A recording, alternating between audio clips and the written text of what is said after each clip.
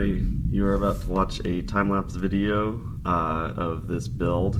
It's a 210mm sized quadcopter with FPV, primarily for racing, but I'm just going to do it for more acrobatic stuff. I tried to make everything as light as possible. I shortened every cable there is. It's still pretty heavy when you put a 4-cell on it. This is a 1300 4-cell, and a GoPro, all of a sudden it's like twice the weight. But we'll see how it flies later on. This is going to be a step-by-step build, and there'll be speeded up sections where I'm just doing the work. I'll explain each part mediocrely as we go through it. Part of it is just for me to remember what the hell I did, so I can go back to it and pause and see where I left that screw and that kind of thing. So I figured I might as well talk through it so people might be able to learn a little bit from it. This is the second quadcopter I've built.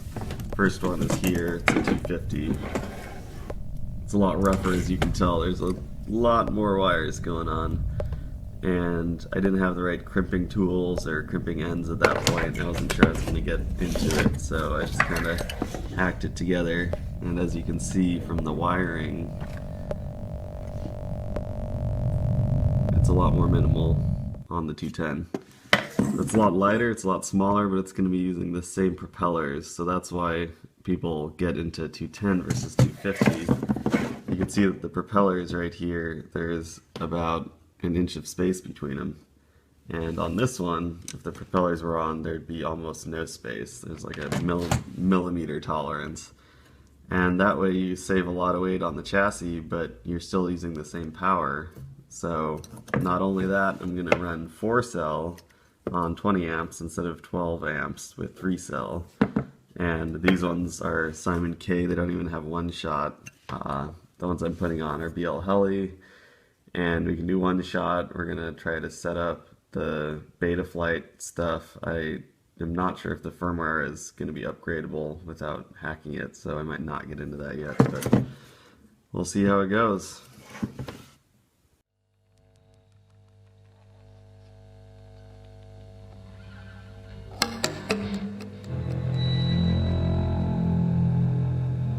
Okay, I got some super glue on here. Might do another coat later. So first I'm going to start with some of the power. I need to get this to become a plug for the battery that's going to here. Okay. So I realized that the wire I had is too thick, so I have some other stuff. It's not going to be black and red, but I'll have the little tips at least.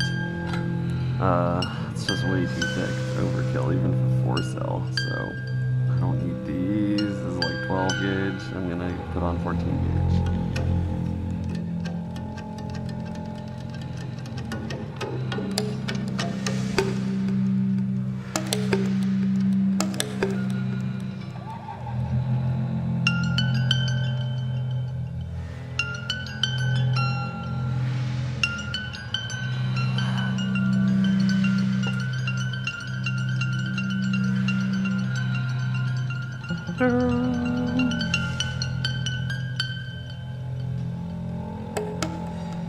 Back inside, and we're going to mock up just putting this on here, see how the Naze 32 board is going to work.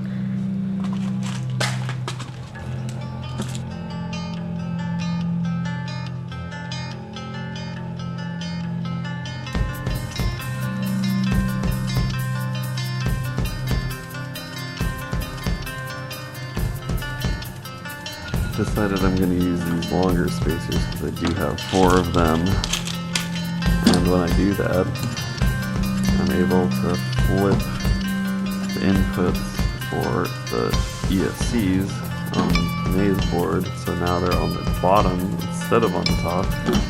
And as you can see, when I get all 4 on here, it's going to fit nicely between the PDB like so. Hopefully it doesn't get too hot. This might be an issue, but we can work out. And then that way, after that, there's nothing on top of here to block my receiver or transmitter.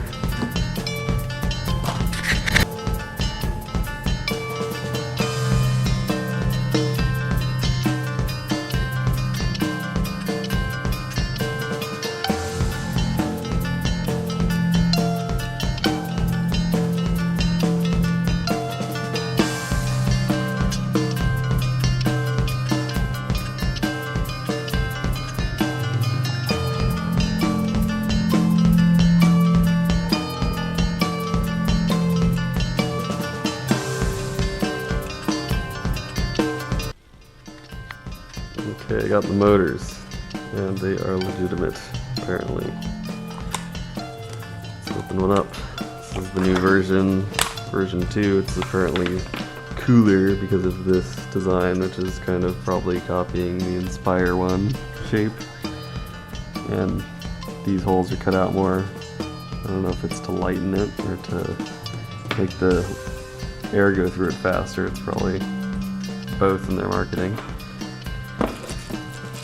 Just gonna Loctite them all on right now before I do the soldering.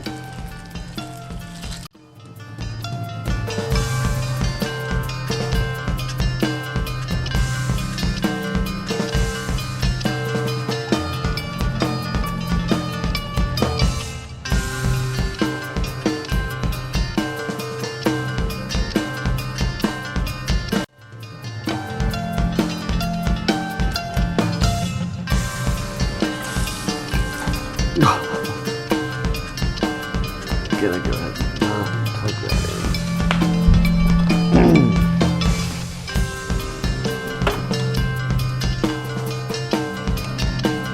Okay. Solder a bunch of stuff. Got the names board to put together. I have the telemetry wire for the first guy telemetry, which has to connect to one of these. These on the V7 Afroflight Maze 32 board. It's actually really easy to see everything. It's pretty great. So let's just do this as fast as possible.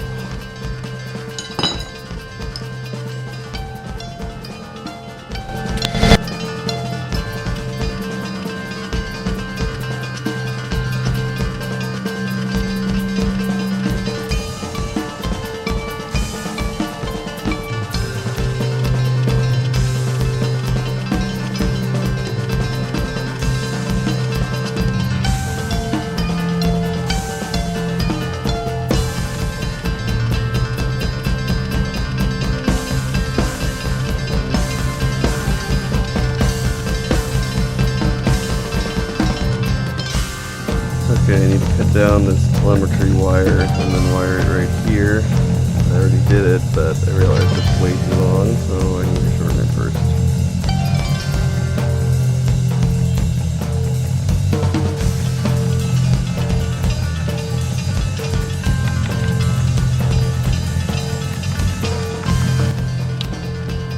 Now I'm going to cut all these cables shorter and then re-crimp the ends.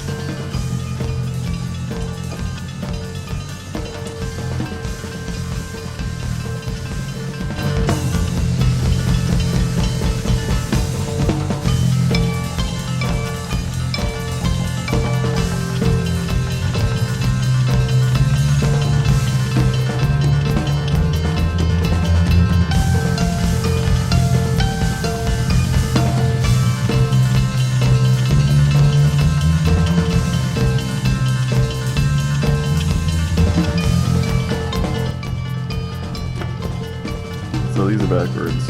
Apparently people do that besides me, and you should not.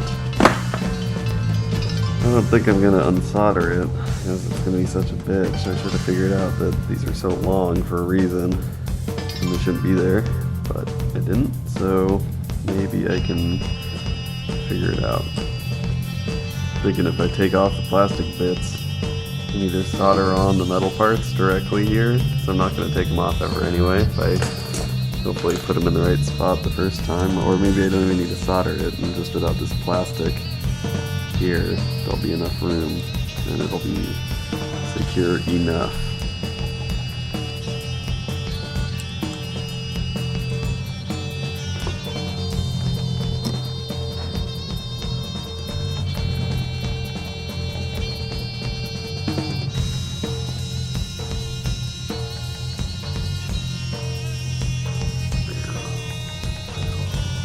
That's pretty good. I think I'm just going to heat shrink all of them, save these for later, and call it good. It's lighter.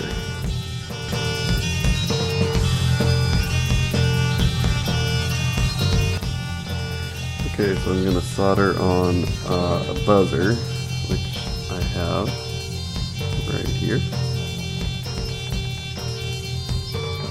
and I'm going to connect it right here, and instead of trying to solder it on just with the wires, because that's harder than I thought it would be. Maybe I need a better solder, I don't know. I'm just going to connect it with normal pins. So I'm going to shove this in here. Solder that. I also need to power this board from the power distribution board here. And I'm going to do that with some wires going to 5 volt. I can use servo quality wires. I'm going to connect that here, so I guess if I want to use this, I might as well use 2 more pins, solder them on, and call it good. I don't want to deal with that soldering into the holes like this one, because it's such a pain. Just going to weigh a little bit more.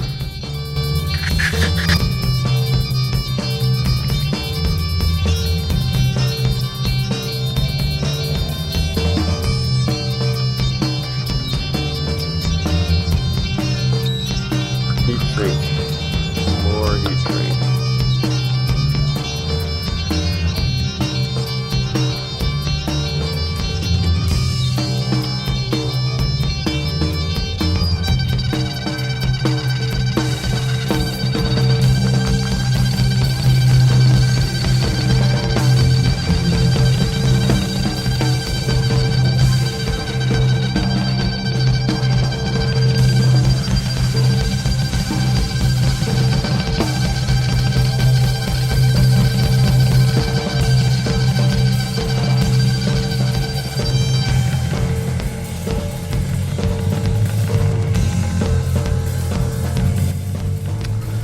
So I got the Foxeer Sony camera, 600 TVL with a 2.8mm lens, which is good, not too fishy.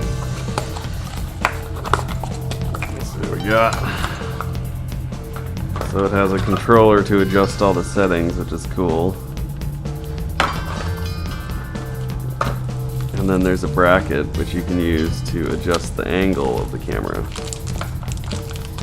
Here's the camera, and the camera has these parts that make it perfect for this specific quad design, because you can put this here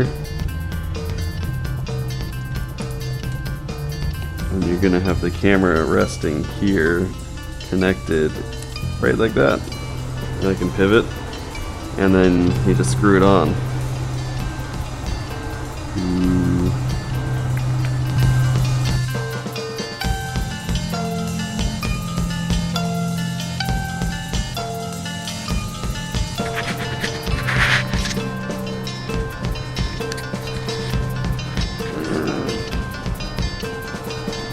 Okay.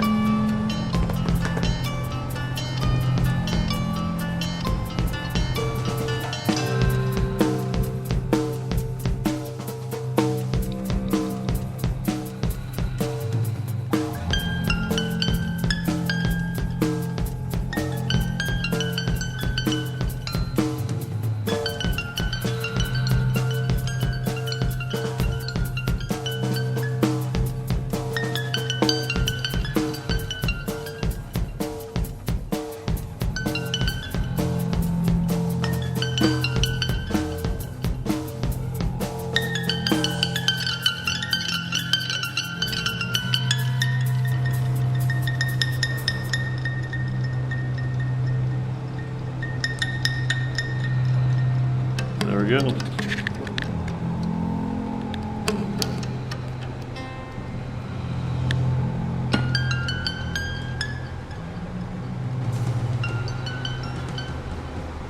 You always want to let it think a lot longer than you think it should. Connect. Yay! Now I can deal with this stuff.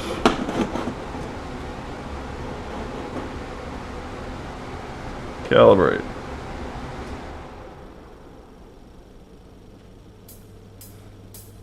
Actually, I'm not even sure if this table is the levelest of surfaces.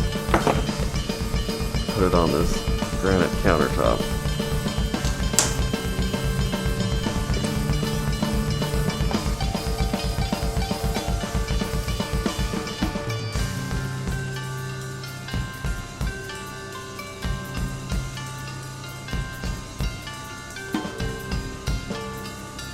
No magnetometer.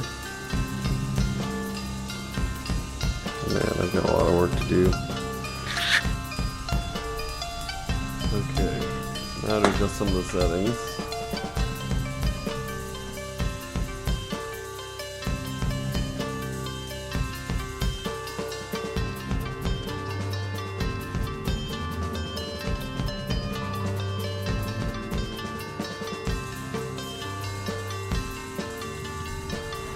Wire these up.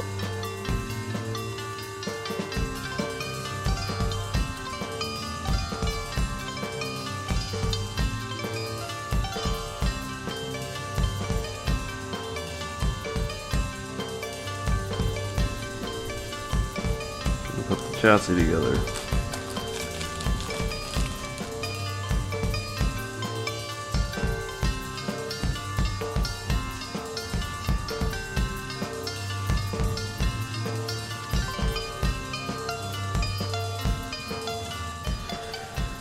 Okay, here we are. I think we have everything plugged in correctly. I messed this thing up a whole lot because I put the metal parts in upside down here. You can see this ghetto situation.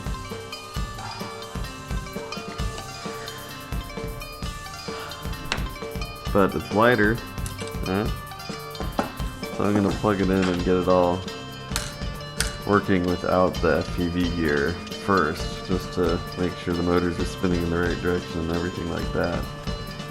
So, I'm going to plug it in and see if it just fries. Let's do it!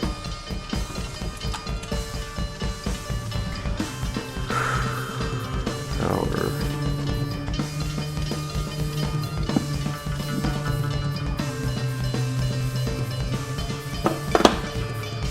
There we go.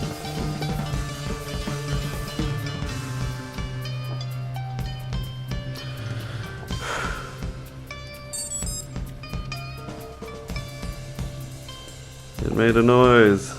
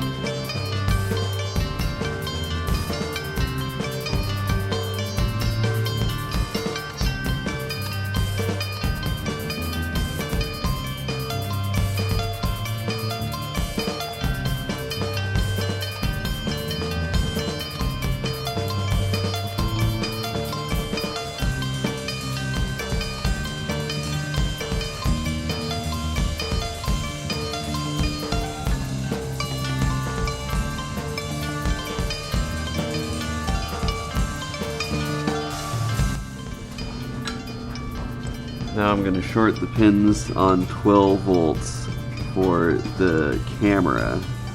This is actually the video transmitter, which can run on 12 volts, not 5 volts, so I'm going to short that with some solder.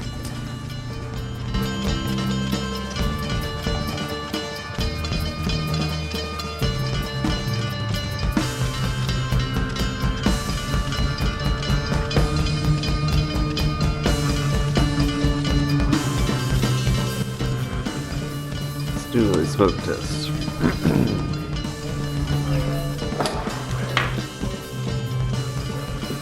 So I'm going to see if the camera is running.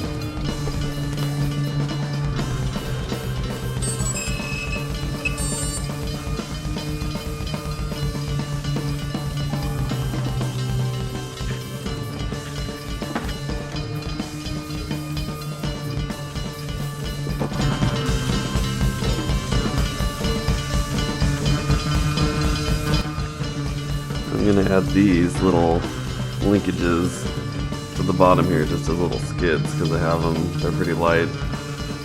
I've never used them before, but We'll see how it goes.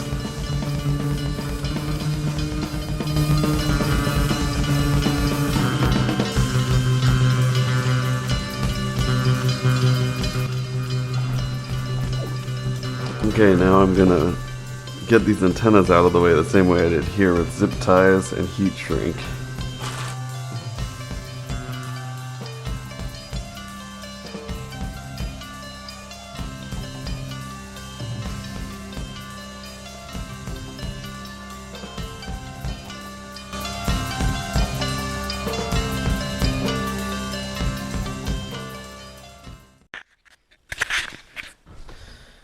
Now I'm going to tune the ESCs and the motors.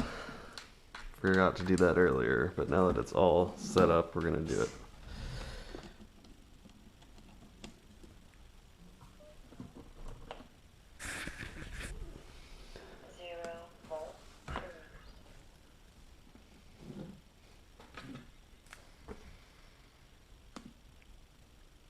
Clean flight.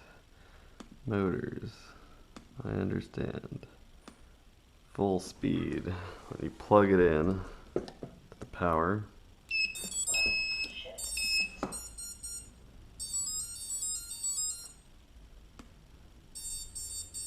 And bring it all the way down to the bottom.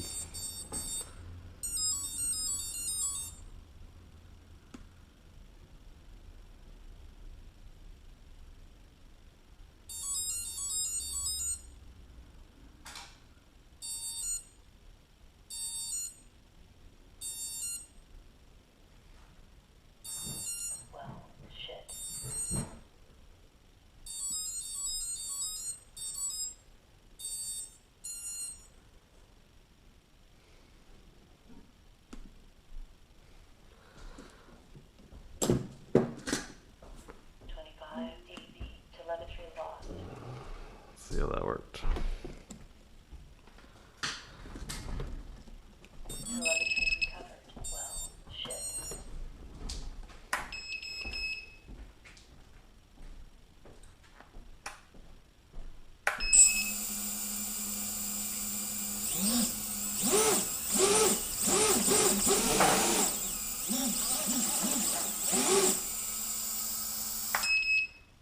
Wow, spinning really fast.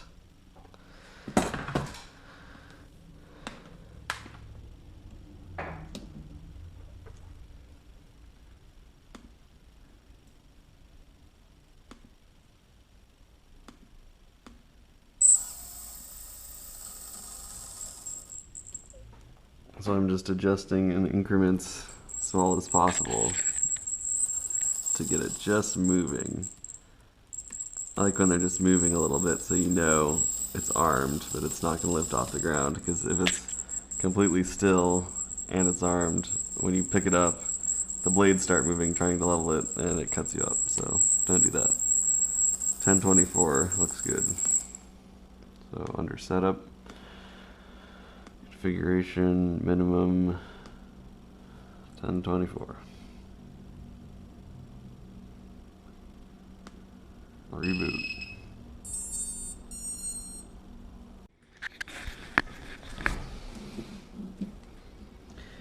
I think we're ready to close it back up.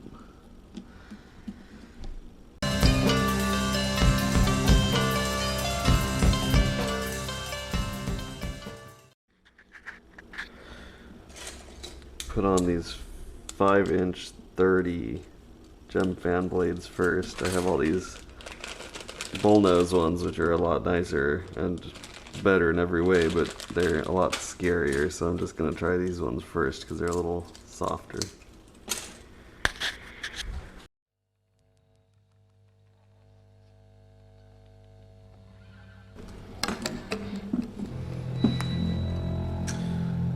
Sweet.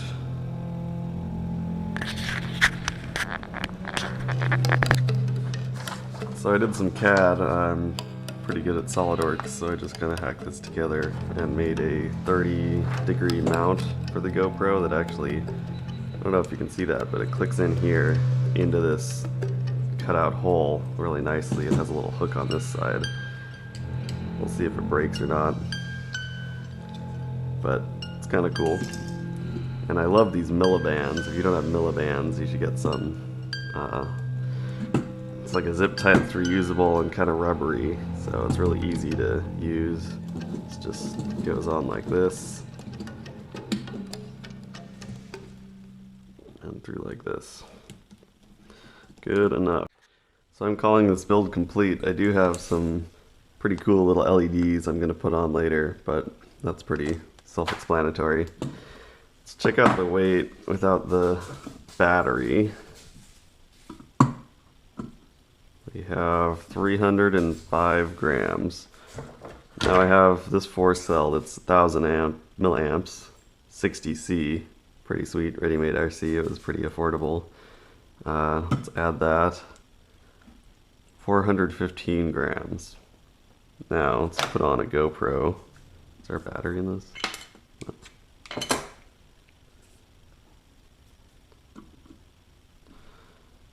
466 grams. There you have it. That was my build. I know it was pretty rough and dark and badly done, but that's the first one I did. It was kind of fun to do anyway, so like it if you're still watching it, because that's ridiculous. It's like 30 minutes or something.